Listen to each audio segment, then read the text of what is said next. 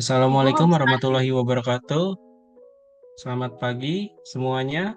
Yang saya hormati Bapak Dodi Satria Perbawa MKOM selaku dosen pembimbing mata kuliah Sistem Informasi. Perkenalkan kami dari perwakilan kelas 6406G01. Di sini ada Anissa Agistia, Paula Nursarani, Faizal Nurzain, Duki Aditya, Farda Oktavia Pratiwi, serta ada Husna Faturohim.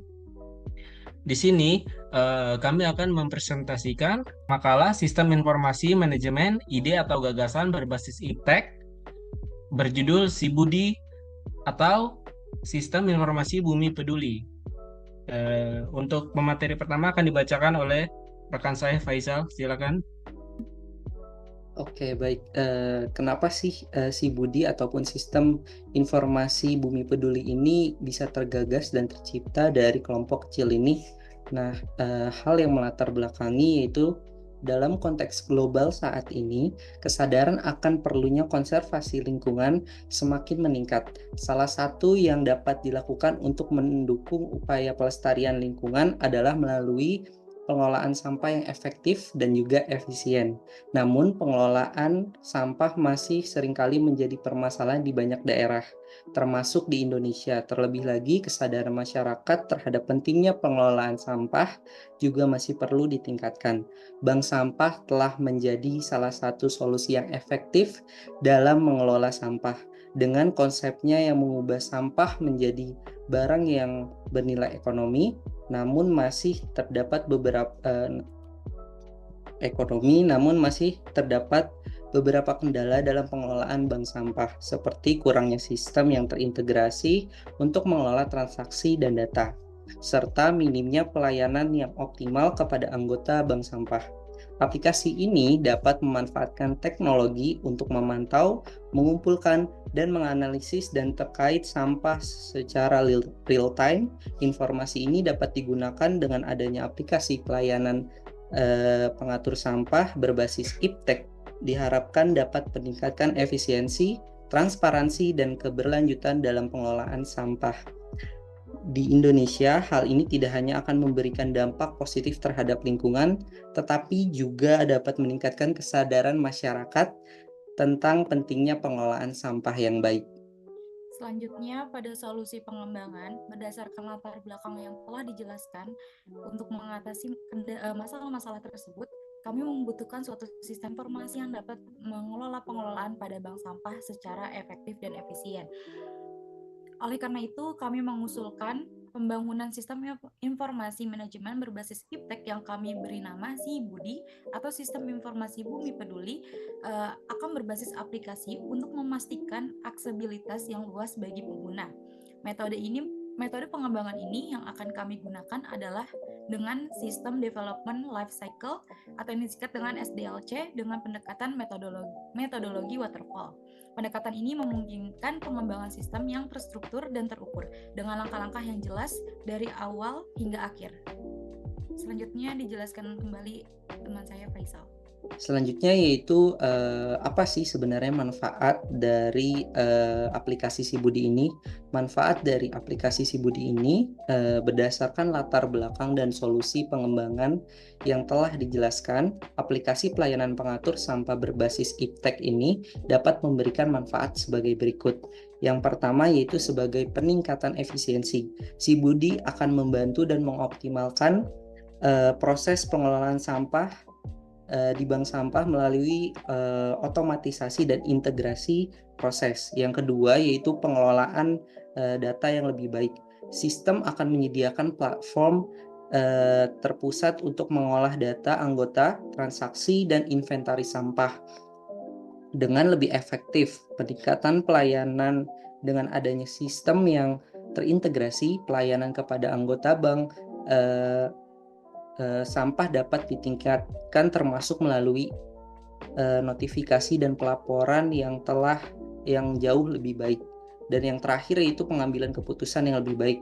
Si Budi ataupun aplikasi Si Budi ini akan menyediakan data dan laporan yang relevan bagi pengambil keputusan untuk mendukung perencanaan dan strategi pengelolaan sampah. Next slide. Selanjutnya yaitu bagian landasan teori. Teori yang pertama yaitu mengenai sistem informasi manajemen. Sistem informasi manajemen atau SIM adalah sistem perencanaan dalam pengendalian internal suatu bisnis yang mencakup penggunaan akuntansi manajemen data, manusia, dokumen, teknologi, dan prosedur untuk memecahkan masalah bisnis seperti biaya produk, layanan, atau suatu strategi bisnis. Sistem informasi manajemen atau SIM adalah bentuk mesin atau sistem manusia yang menyediakan informasi untuk mendukung aktivitas manajemen dan fungsi pengambilan keputusan dalam sebuah perusahaan. Sistem informasi manajemen juga dapat didefinisikan sebagai manajemen dalam mengumpulkan data dan menyajikan informasi yang mendasari keputusan perusahaan. Yang kedua yaitu teori bank sampah. Bank sampah adalah suatu tempat yang digunakan untuk mengumpulkan sampah yang sudah dipilah-pilah. Hasil dari pengumpulan sampah yang sudah dipilah akan disetorkan ke tempat pembuatan kerajinan dari sampah atau ke tempat pengepul sampah. Bank sampah dikelola menggunakan sistem seperti perbankan yang dilakukan oleh petugas sukarelawan. Yang ketiga yaitu teori mengenai metode yang digunakan. Dalam metode ini kita menggunakan metode SDLC Waterfall.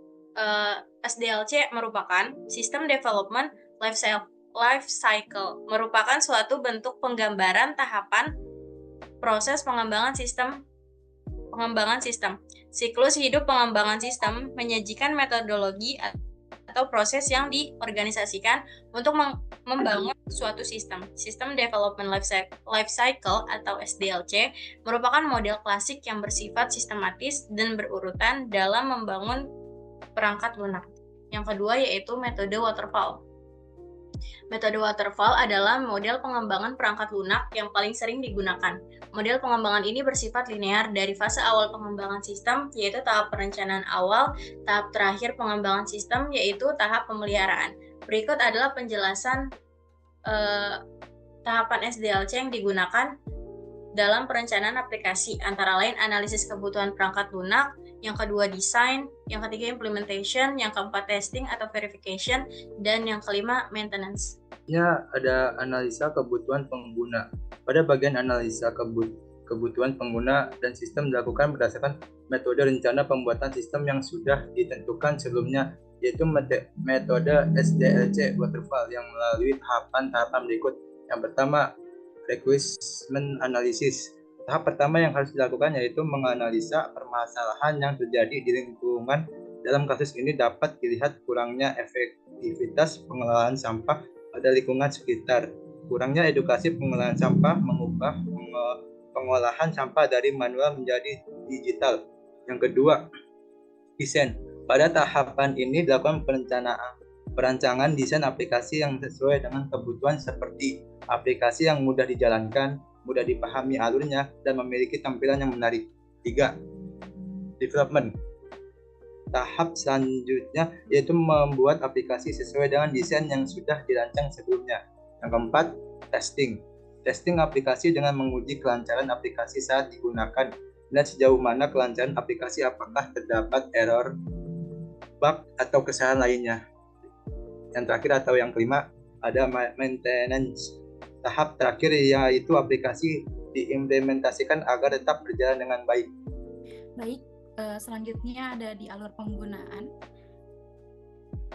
Setelah mengetahui tahapan pada metode SDLC Waterfall, adapun analisis kebutuhan sistem aplikasi yaitu dibutuhkan data user atau pengguna, data lokasi beredarnya bank sampah, dan beberapa dokumen lainnya yang harus diinput pada aplikasi. Setelah melakukan analisa kebutuhan pengguna dan sistem, dibuatlah alur langkah penggunaan fitur yang ada pada aplikasi Sibudi.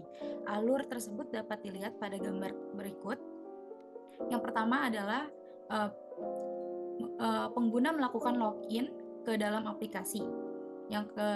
Selanjutnya setelah melakukan login, tampilan pertama yaitu pada di halaman beranda. Pengguna masuk ke halaman beranda pada aplikasi. Lalu dari halaman beranda, pengguna memilih kategori sampah yang akan disetorkan, seperti sampah yang bisa terurai atau yang tidak bisa terurai. Setelah mengetahui kategori pada sampah, pengguna memilih atau melihat lokasi bank sampah terdekat. Selanjutnya yaitu pengguna dapat menghubungi layanan pelanggan bank sampah jika diperlukan, seperti ada kendala atau yang lainnya. Selanjutnya adalah dokumentasi. Pengguna melakukan dokumentasi terkait sampah yang akan disetorkan. Yang selanjutnya adalah approve setoran sampah. Pengguna mendapatkan persetujuan, dan yang terakhir adalah proses transaksi selesai. Baik, di sini selanjutnya ada fitur aplikasi. Pada gambar tersebut ada halaman masuk dan daftar. Pada halaman login, pengguna akan diminta untuk memasukkan username dan password yang telah dibuat. Jika belum memiliki akun, dapat klik ikon daftar, sedangkan pada halaman daftar pengguna akan diminta untuk menginput nama, username, dan membuat password baru untuk membuat akun. Selanjutnya di sini ada halaman beranda. Pada halaman beranda menampilkan beberapa fitur yang dibutuhkan oleh pengguna aplikasi Bank Sampah Sibudi, yaitu sebagai berikut. Di sini ada fitur lokasi bank sampah, fitur informasi lokasi bank sampah pada aplikasi Sibudi menampilkan persebaran lokasi bank sampah yang ada di Kota Depok, sehingga pengguna dapat mengetahui total persebaran bank sampah dan mengetahui lokasi terdekat bank sampah. Dan selanjutnya di sini ada fitur alur transaksi. Pada alur transaksi sampah pada aplikasi Sibudi menampilkan informasi kategori sampah yang dapat dikumpulkan, informasi alur transaksi, dan tampilan untuk melakukan transaksi sampah pada aplikasi Sibudi ini. Selanjutnya akan dibacakan oleh Adi. Oke, di sini dapat kita lihat ada fitur pengaduan Sibudi. Fitur pengaduan layanan bank sampah pada aplikasi Sibudi berfungsi untuk membantu pengguna aplikasi ketika menghadapi masalah teknis dalam melakukan transaksi sampah, dapat mengajukan laporan pengaduan pada aplikasi Sibudi. Adapun di sini fitur poin Anda. Fitur poin Anda pada aplikasi Sibudi berfungsi menampilkan saldo poin seperti yang tertera pada layar.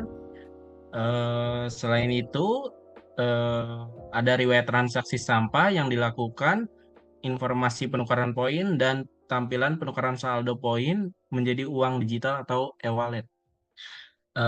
Selain itu ada fitur berita. Pada halaman berita menampilkan berita-berita aktivitas yang dapat bermanfaat untuk pengguna mengenai tata cara pengelolaan sampah, tips dan trik tentang pengelolaan sampah, dan sebagainya. Adapun fitur fake. Pada halaman fake ditampilkan pertanyaan-pertanyaan yang sering ditanyakan oleh para pengguna aplikasi. Pengguna dapat memilih pertanyaan atau mencari pertanyaan yang berkaitan dengan apa yang sedang ditanyakan. Nah, ada yang terakhir, fitur profil. Pada halaman fitur profil, di sini menampilkan data pengguna yang menggunakan aplikasi Sibudi seperti nama, yang bisa kita lihat di sini ada Faizal Wismo Nurzain. Selain itu ada alamat email, kolom ubah PIN, ubah kata sandi, keamanan dan privasi, login dan biometrik, notifikasi serta opsi keluar. Sekian presentasi kita pada pagi hari ini. Mohon maaf bila ada salah-salah kata. Wassalamualaikum warahmatullahi wabarakatuh.